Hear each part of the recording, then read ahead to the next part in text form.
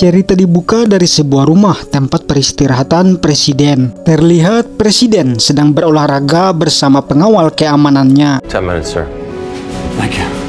Perimeter secure. Presiden akan menghadiri acara penggalangan dana. Mike adalah kepala keamanan pasukan pengawal presiden. Okay, you stay back and watch the fort tonight. Sebelum berangkat, Mike memastikan semua timnya sudah terorganisir. Mike dan rombongan berangkat bersama presiden, ibu negara beserta anaknya. Saat itu, cuaca tampak buruk. Mereka harus mengurangi kecepatan mobil. Presiden terlihat mesra dengan istri di sepanjang perjalanan. Mereka bahkan bertukar hadiah. Awalnya perjalanan terlihat lancar hingga tiba-tiba saja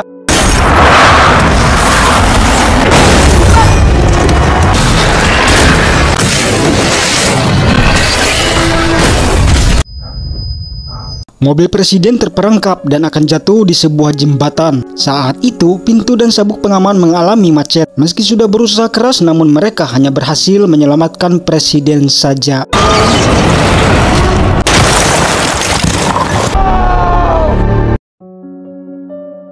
18 bulan kemudian setelah peristiwa itu, Mike sekarang sudah tidak bekerja lagi mengawal presiden. Dari berita di TV sedang terjadi konflik memanas antara Korea Selatan dan Utara. Mike mempunyai seorang istri yang bekerja sebagai perawat. Selesai sarapan, mereka pun berangkat ke tempat kerja masing-masing. Mike sekarang bekerja di balik meja di sebuah kantor badan keuangan. Saat sedang mengobrol dengan senator, Mike berjumpa dengan pengawal baru presiden. This is Agent Jones. You've heard of Mike Banning, haven't you? Sementara itu di Gedung Putih, presiden mengenakan jam hadiah mendiang istrinya. Presiden akan menghadiri sebuah rapat. Sambil mengisi waktu, presiden mengobrol dengan putranya hingga tiba waktu rapat dimulai.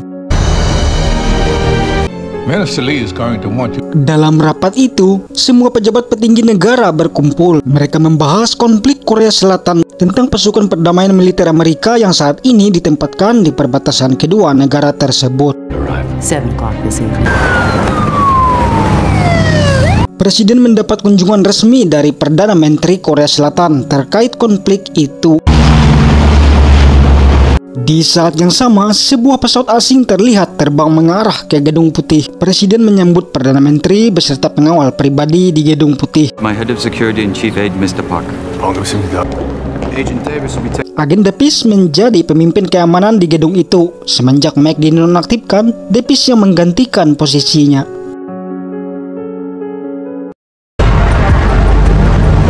Sebagai pesawat asing yang melintas, maka kehadirannya dicegat Angkatan Udara. Namun, tiba-tiba mereka dikejutkan dengan serangan.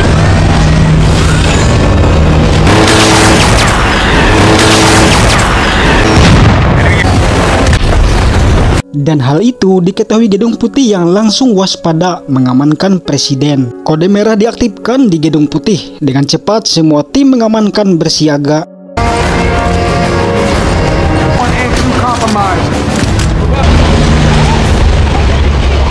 Pesawat asing terus mengarah ke Gedung Putih. Keadaan di sekitar mulai panik dan tiba-tiba saja Mike yang melihat terjadi serangan langsung bergegas. Pesawat terus menembaki dengan brutal di sekitar Gedung Putih.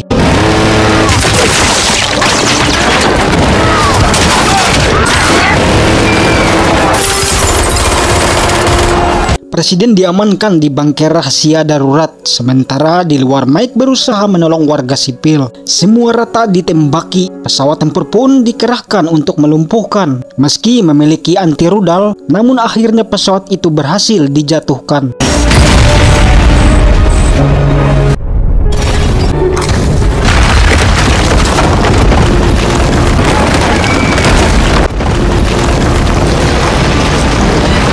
Di dalam bangker darurat memang dirancang semua sistem persenjataan berada pada kontrol kendali yang hanya bisa diaktifkan di ruangan itu. Di tengah kesibukannya, presiden teringat akan anaknya yang belum diketahui berada di mana pada gedung itu. Mike yang berada di luar terus mengawasi dan tiba-tiba saja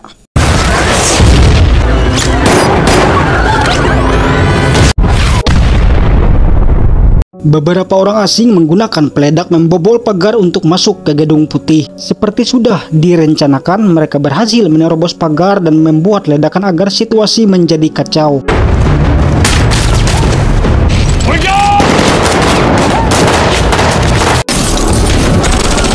Mike terus berusaha menghentikan orang-orang itu. Pihak militer dikerahkan dalam perjalanan menuju lokasi. Saat di bunker, tiba-tiba saja semua keamanan presiden dilumpuhkan. Presiden akhirnya menjadi sandera. Di luar terus memanas dengan serangan yang terus berdatangan. Pihak keamanan kehilangan kontak dengan Gedung Putih dan menyadari presiden telah disandera. Mike masih berusaha mengamankan Gedung Putih agar tidak diterobos. Namun, karena kalah senjata, semuanya berhasil musuh ratakan.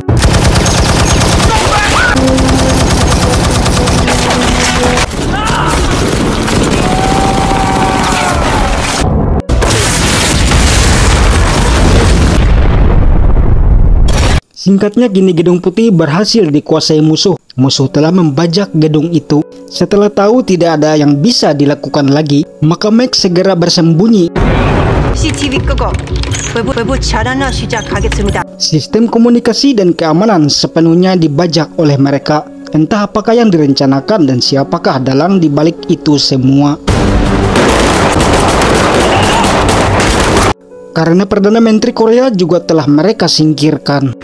Minister Lee, sir, can you... Dalam komunikasi pemimpin itu, kita sebut saja Lee. Lee meminta agar semua pasukan di luar ditarik mundur dengan mengancam akan menembaki sandera. Semua pun mundur dan presiden terkejut. Fuck you. Karena pemimpin pengawalnya ternyata berkhianat bekerja sama dengan Lee. Mereka mengancam meminta presiden memberikan kode rahasia untuk mengaktifkan senjata nuklir yang disebut Cyberus.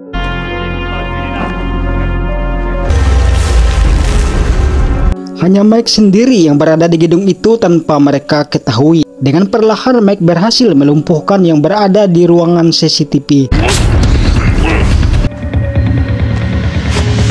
Dan Mike mengetahui mereka sedang mencari anak presiden. Mike yang sadar anak presiden saat ini bersembunyi masih berada di gedung itu, maka Mike mulai mencari. Sebagai mantan pengawal, tentunya Mike hafal tempat rahasia dan sandi di gedung itu. Karena keadaan darurat, ketua DPR ditunjuk menjadi presiden sementara, maka ia pun memiliki kuasa segala perintah.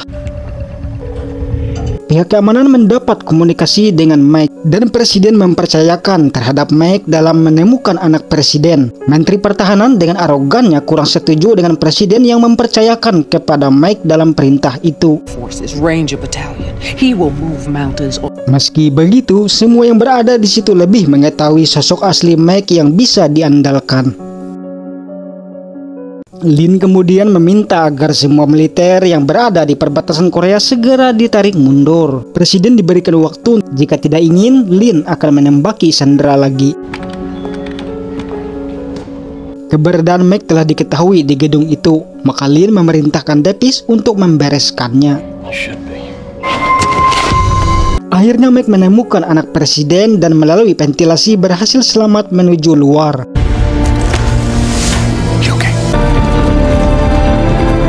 Mike menginterogasi anak buah Lin yang berhasil dilumpuhkannya. Akhirnya mendapatkan info mengenai Lin yang ternyata bernama Yoon Sak Kang, mantan pasukan khusus Korut yang sekarang seorang teroris paling dicari di dunia. Dari data menyimpulkan aksi Lin adalah murni balas dendam karena keluarganya tewas terkena ranjau darat Amerika. Dan Lin bekerja sendiri, tidak bersama atau memihak Korea Selatan maupun Utara.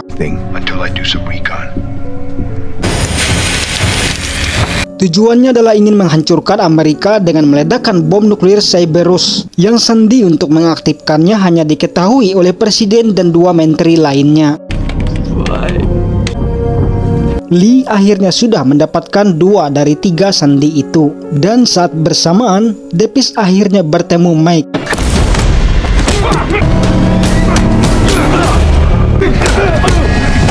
Setelah perkelahian sebelum Davis tewas, ia mengatakan kepada Lee bahwa Mike telah dibereskan. Dan Presiden tampak terkejut mendengar Mike akhirnya berhasil mereka singkirkan. Wait, let me get there first and check it out.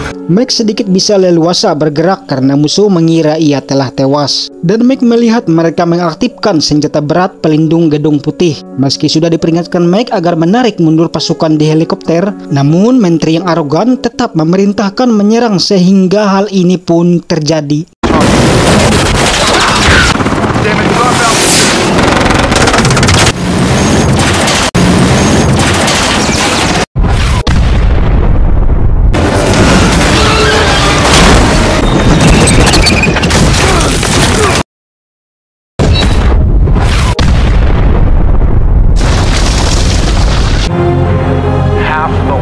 Presiden tampak kesal dengan menteri itu, maka Presiden mengambil alih semua perintah militer. Lin mengancam lagi dengan menembaki Sandra, kali ini ia meminta didatangkan helikopter. Sementara Mike yang terluka perlahan masih bisa bertahan dan meminta waktu untuk menangani sebelum benar-benar mengabulkan permintaan Lin tersebut.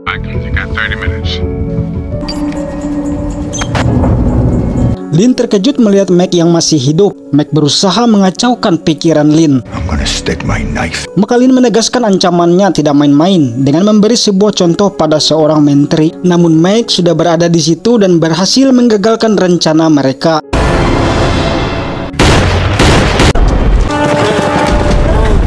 Menteri berhasil diselamatkan. Tapi di sini Mike mulai kehabisan waktu. Presiden mengabulkan permintaan Lin tersebut. Sementara reaksi buruk mulai bermunculan dari berbagai negara yang mengetahui Gedung Putih dibajak dan yang telah menarik mundur semua militer di perbatasan Korea.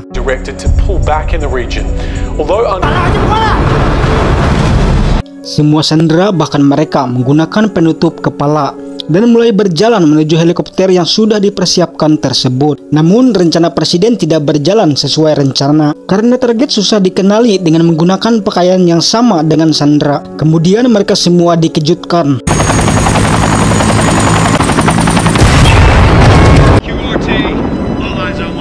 Presiden dinyatakan tewas bersama Lin yang dinyatakan bunuh diri. Namun Mike tidak meyakini itu. What doesn't make sense? Ia yakin itu hanya siasat, maka Mike menuju bangker yang diduga Lin masih bersama presiden berada di situ. Benar saja, mereka masih di bangker. Dan bom nuklir Cerberus mulai diaktifkan dengan hitung detik mundur. Artinya, wilayah Amerika akan menjadi abu. Lin benar-benar menunjukkan balas dendamnya. Couldn't have broken the code. It would be impossible. Just open the gates of hell. They're gonna detonate them in the silos. Pihak pertahanan sudah tidak bisa berbuat banyak lagi, selain harapan terakhir mereka hanyalah Mike. Presiden tertembak namun masih bertahan. Mike sekuat tenaga melawan Lin.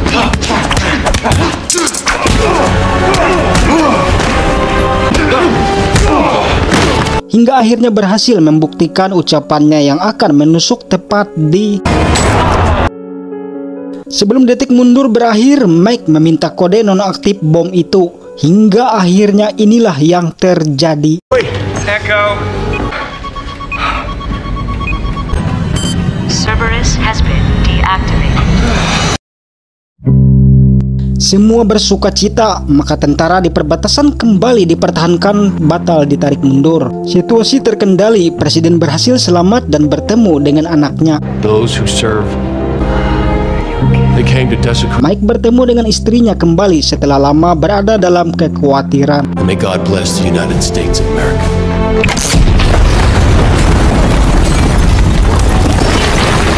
Dime que no has sufrido.